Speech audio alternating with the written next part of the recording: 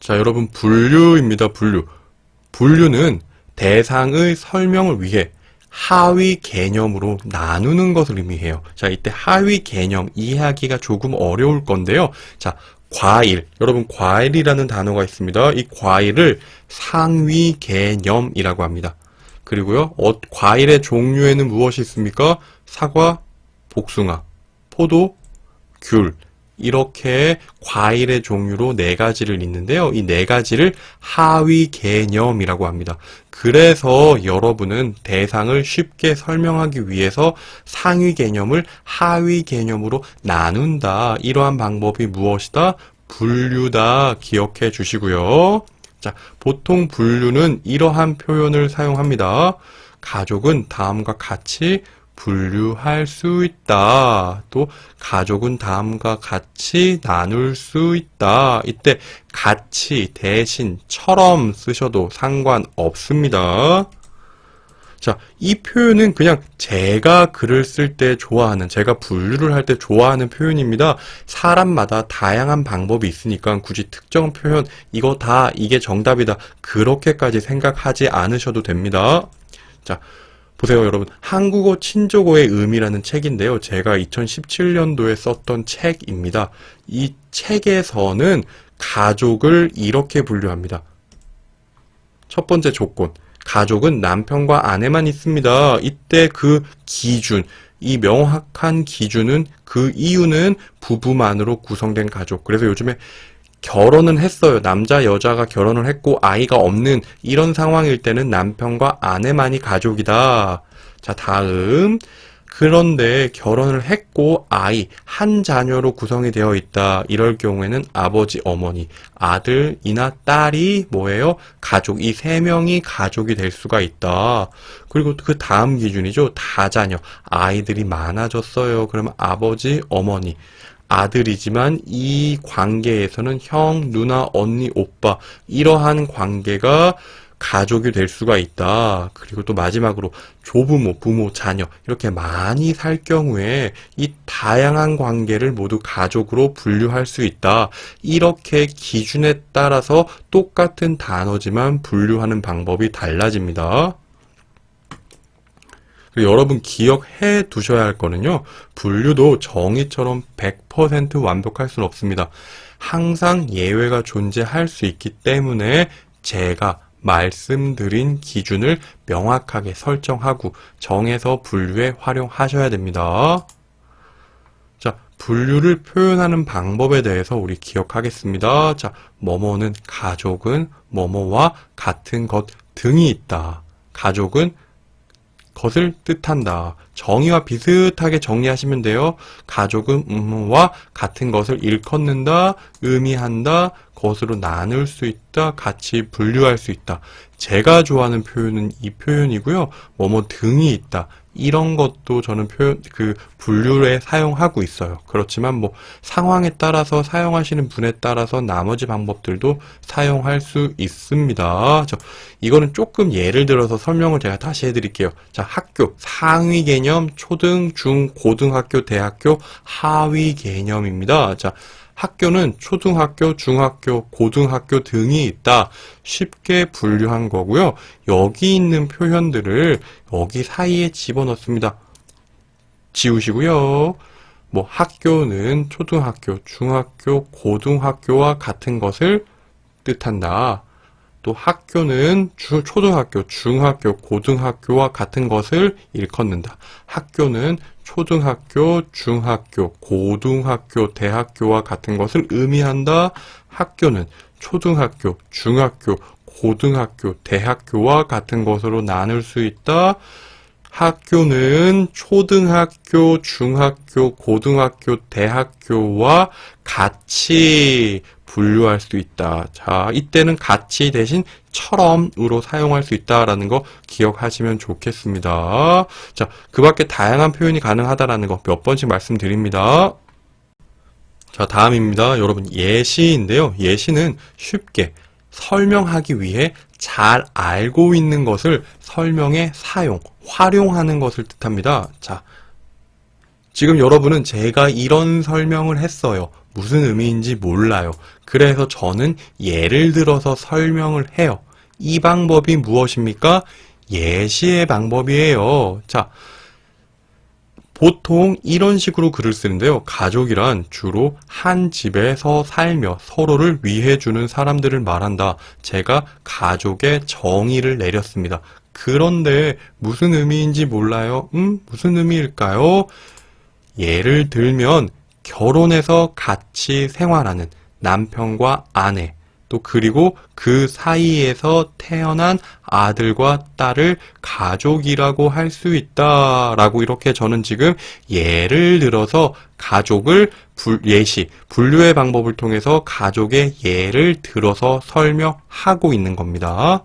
자, 보통 그래서 정의를 한 다음에 예시를 잘 사용하면 쉬운 이해를 도울 수 있기 때문에 정의와 예시의 관계, 그 관계가 가깝게 사용될 수 있다는 거 기억하시면 좋겠습니다.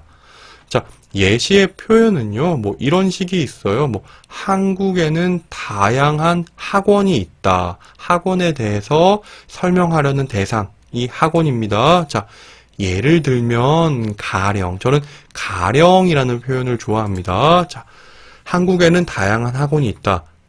예를 들면 가령 이렇게 예시 문장을 시작하시고요. 학교 공부를 도와주는 보습학원, 요리를 배울 수 있는 요리학원, 다양한 취업을 도와주는 취업준비학원 등이 그 예이다. 그래서 여러분 이때 등을 사용하는 건 보통 설명하려는 대상이 3개 정도를 하나, 둘, 3개 이렇게 나열했어요.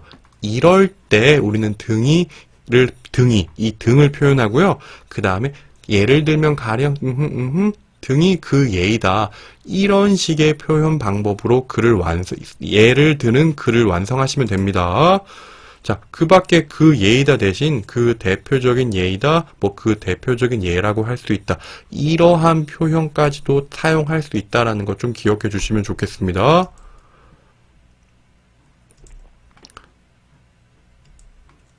자, 다음입니다. 비교와 대조인데요.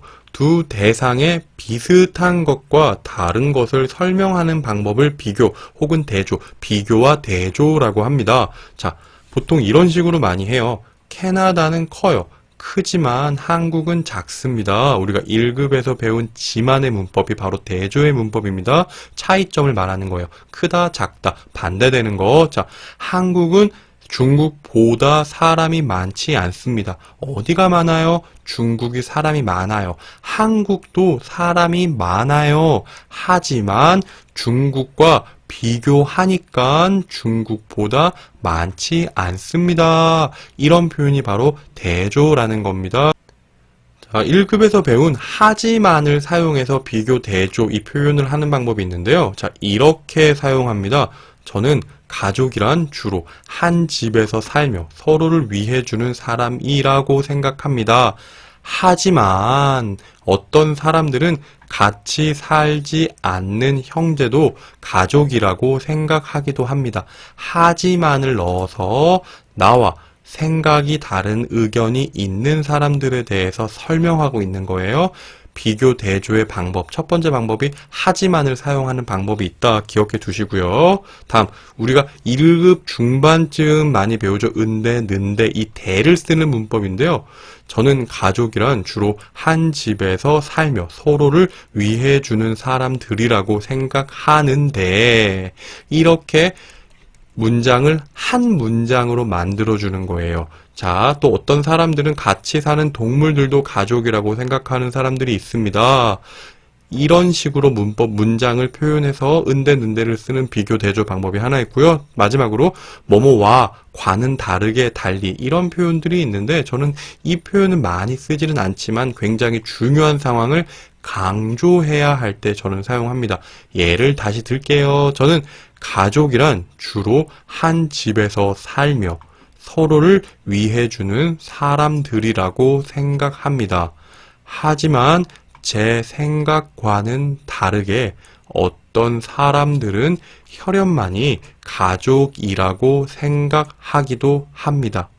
이때 혈연은 같은 조상에게서 태어난 것을 의미합니다. 자, 여기서 초록색 부분은 어디 갔어요? 혈연이라는 단어를 다시 설명해주는 부연 설명이고요. 그 모르는 단어를 다시 설명해줄 때 이때 뭐뭐은는 이다 라는 표현인데, 이 부연 설명에 대해서는 다음에 다시 설명하도록 하겠습니다. 자, 그래서 하지만 뭐뭐와는 다르게 달리 이런 식의 표현도 비교 대조의 방법 중에 하나다 기억하시면 좋겠습니다. 자, 여러분 정리하겠습니다. 자, 정의, 분류, 예시, 비교, 대조의 방법은 아주 다양합니다. 그리고 정의는 사람마다 다른 생각을 가질 수 있습니다. 그렇기 때문에 여러분들 항상 정답이 있는 것은 아니다. 이 표현 꼭 기억해 주시고요. 자신의 생각을 객관적으로 전달하기 위한 표현의 방법일 뿐입니다. 오늘 배운 정의, 분류, 예시, 비교, 대조, 이 방법은 정확한 정답이 있는 것은 아니에요. 물론 이 정의, 분류, 예시, 비교, 대조를 위한 특별한 문형은 정답이 있어요. 하지만 무엇을 어떻게 분류하는지, 예를 드는지는 항상 정답이 있는 것은 아니다라고 기억해 주시면 좋겠습니다. 자, 여러분 정의, 분류, 예시, 그리고 비교와 대조는 다양한 연습이 필요합니다. 그리고 여러 가지 표현이 있는데요. 여러분들에게 잘 맞는 특정 표현 방법을 선택하세요. 그리고 선택하신 그 표현으로 많은 연습을 하신다면 보다 정확하고 좋은 글을 쓰실 때 도움이 될 것 같습니다. 자, 질문 있으신 분들은 댓글 남겨주시고요. 오늘 수업 여기까지 하겠습니다. 네, 수고하셨습니다.